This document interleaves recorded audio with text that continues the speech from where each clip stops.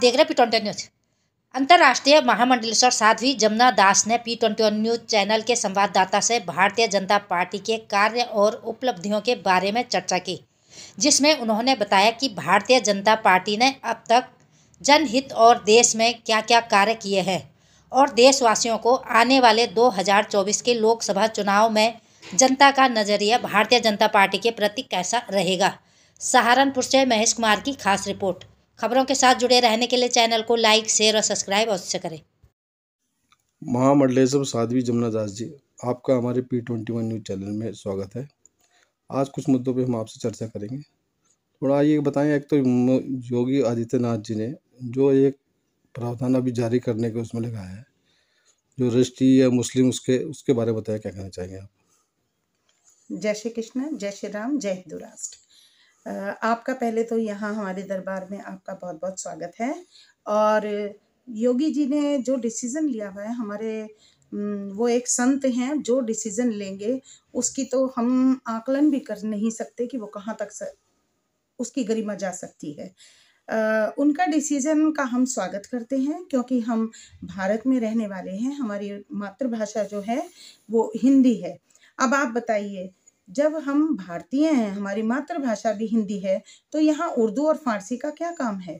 अब अमूमन हमारे गांव से जो जाते हैं उनको एक सधी हुई लैंग्वेज हिंदी के कुछ वर्ड हैं जो वही ढंग से ना तो बोल सकते हैं, ना समझ सकते हैं, ना उनका अर्थ ही आता है। तो ऐसी अवस्था में ये बताइए, उन्हें उर्दू और फारसी के वह वकालत के जो शब्द हैं वो समझ में नहीं आते, जो जज बोलते हैं या वकील उनसे क्वेश्चन करते हैं या पूछते हैं या पढ़ रहे हैं। वो बेचारा ठगा सा महसूस करता है, क्योंकि केस भी उसका है और उसको कुछ समझ में भी नहीं आ पाता। तो जो डिसीजन हमारे माननीय मुख्यमंत्री जी ने लिया है वो बहुत अच्छा है। 115 साल पुराना जो डिसीजन था, ये अब चेंज होने जा रहा है, तो ये जनता के हक में है।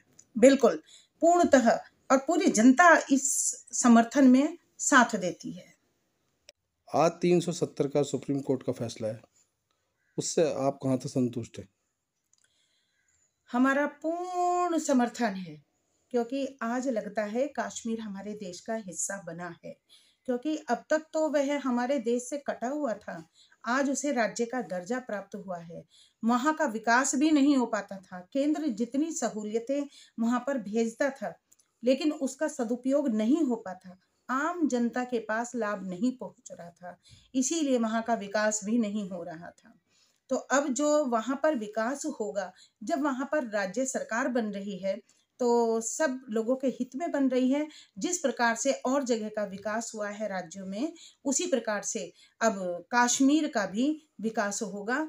तो इसके उसमें तो हम इसका सुप्रीम कोर्ट के फैसले का बहुमत के साथ में और जोरदार हृदय तल से स्वागत करते हैं कि 370 की जो धारा है इसका समर्थन किया है उन्होंने।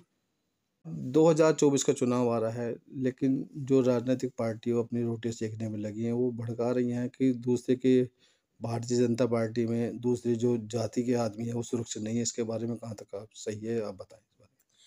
देखिए, ये तो विपक्ष की एक टेढ़ी मेढ़ी चाल है कि जिससे बीजेपी को लांछित किया जाए। वोट पाने के लिए उल्टी सीधी चालें चल रही हैं। लेकिन मैं आपसे पूछना चाहती हूँ, मैं पूछती हूँ सभी सारे हमारे पूरे भारत से पूछना चाहती हूँ कि आप बताइए, क्या बहुसंख्यक समाज के लिए या अल्पसंख्यक समाज के लिए जितनी भी योजनाएं चली हैं, क्या लाभ उन तक नीचे तक नहीं गया है? क्या यह जो 5 लाख के बीमे की योजना चली थी, क्या हमारे मुस्लिम समाज ने उसका लाभ नहीं उठाया है? या मैं कहती हूँ जो सिलेंडर की योजना चली थी, क्या वो किसी ने लाभ उसका नीचे तक नहीं लिया है?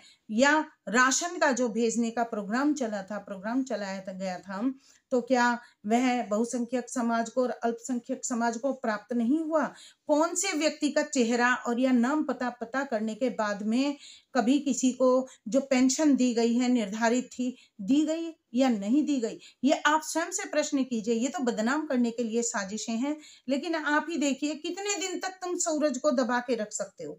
सूरज अपने वेग के साथ जब आता है तो बादलों को हटना पड़ जाता है। ऐसे ही विपक्षी पार्टियां अब एक होकर कोशिश कर रही हैं, हम किसी प्रकार से अपने वजूद में आ जाए और बीजेपी को हरा दे। लेकिन आपने अभी चुनाव के नतीजे भी देखे हैं। और दूसरी बात एक और कहना चाहूंगी, अगर नदी के एक किनारे सारे के सारे जंगल में सारे के सारे जानवर इकट्ठे हुए हैं तो समझ लेना दूसरे किनारे पे शेर है, और मोदी जी शेर हैं, क्योंकि उनके ऊपर कोई कलंक नहीं है, लगाने से कोई कलंक नहीं लगता।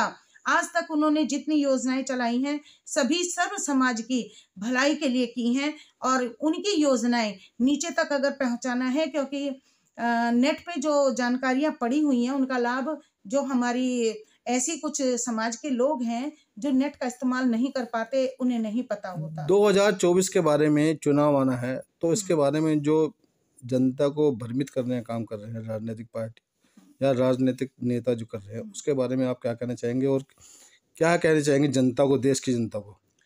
देश की जनता को कहना चाहेंगे कि ये जो विपक्षी पार्टियां आपको भड़का रही हैं, झूठे प्रलोभन दे रही हैं या झूठ बोल रही हैं, आप स्वयं पढ़े लिखे हैं, आप स्वयं निर्णय कीजिए कि जो कोरोना में काल हुआ था, तो इस कोरोना काल में खंडकाल गवाह है कि हमेशा से ही बीजेपी ने जनता के लिए कार्य किए हैं, चाहे वह राम मंदिर बनाना हुआ, और चाहे देखिए मोदी जी ने, अब ये योगी जी ने अपना योजनाएं चलाई हैं, हमारे अमित शाह जी की कितनी अच्छी कूटनीति चली है कि उनके कारण आप देखिए धारा 370 का जो कश्मीर का भी अभी देखिए उद्धार हो गया है, राज्य बन गया है। और आप इधर देखिए हमारे जितने भी ऐसा आपातकाल लगा था कि जहां विदेशों में खाने पीने के लाले पड़ गए थे, लेकिन एक भारत ही ऐसा हमारा बीजेपी शासित ऐसा रहा कि यहाँ पर किसी को खाने की कोई कमी नहीं लगी।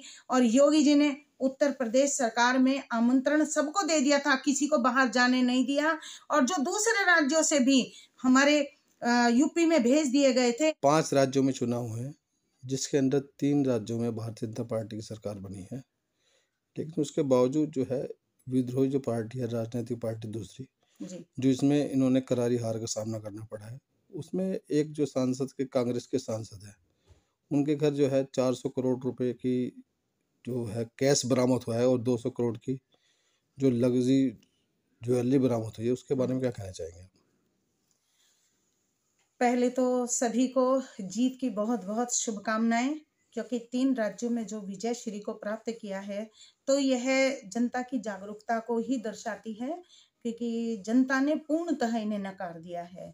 और यह बहुत ही भारत के लिए बहुत अच्छी बात है आगे के लिए कि हमारे देश को एक बहुत ही नेतृत्व करने वाला, सुदृढ़ नेतृत्व करने वाला प्रधानमंत्री मिला हुआ है। हमारा नेता जो है ऐसे ही विदेशों में विख्यात नहीं है। तो अब जैसे आप बात कहते हैं कि ये एक सांसद का, उड़ीसा में कांग्रेस का सांसद, उसके यहाँ से जो ये ब्लैक मनी मिली है 400 करोड़ की, तो इसमें मैं यही कहना चाहूँगी कि आप देखिए जब भी कहीं खुदाई होती है तो हमारे मंदिर निकलते हैं, और भ्रष्टाचार की, कांग्रेस की जब खुदाई करते हैं तो क्या निकलते हैं, तो ये सारे घोटाले निकलते हैं। और ऐसा अधिकतर जितने भी हैं कांग्रेस के, जितने भी नेता सांसद हुए हैं, उन्होंने घोटालों के सिवाय कुछ नहीं किया है। और ये जो ब्लैक मनी है यह जनता के ऊपर लगाने का पैसा था, और लेकिन उन्होंने ये साफ दिखा दिया है कि सारे धन को जनता पे ना लगा करके उन्होंने अपने घर में इकट्ठा कर लिया। इनका उद्देश्य मात्र है कि यदि हम सांसद बनते हैं या राजनीति में आते हैं तो धन को संग्रह करना इनका मुख्य उद्देश्य होता है।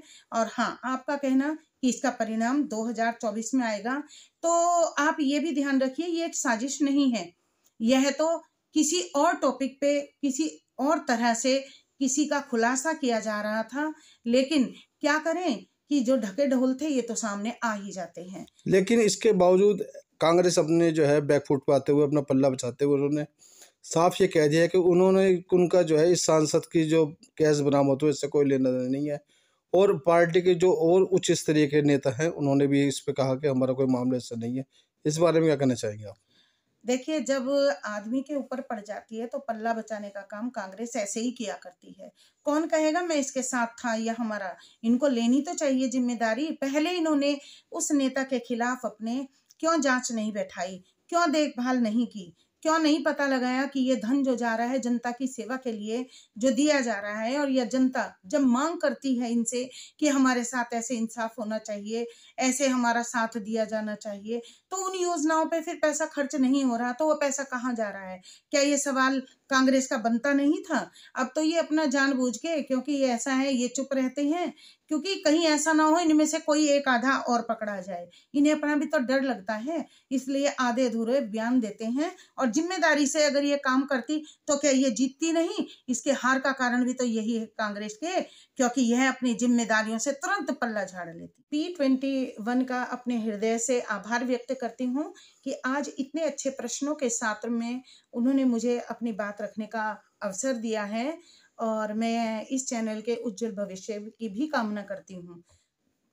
और एक बात और कहना चाहूँगी, कुछ लोग मेरे नाम से मुझे बदनाम करने के लिए, मेरे नाम की क्योंकि प्रसिद्धि का लाभ उठाने के लिए गलत इस्तेमाल कर रहे हैं, धन उगाही का भी कार्य कर रहे हैं, तो वो बाज आ जाएं। और लोग बाग पहले ये ध्यान रख ले, मेरा किसी लेन देन से कोई वास्ता नहीं है, सतर्क रहें। इस प्रकार के धूर्त मक्कार व्यक्तियों को सफल होने मत दीजिए।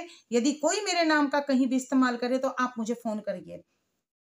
और इसी के साथ मैं अंतर्राष्ट्रीय महामंडलेश्वर साध्वी सविता जमुना दास आप सब लोगों को बहुत बहुत आशीर्वाद देते हुए, और आज जो धारा 370 का भी इतना प्यारा एक प्रसंग आया है, उस सब की खुशी के अंदर मैं आप सबको जय श्री राम कहती हूँ और जय हिंद।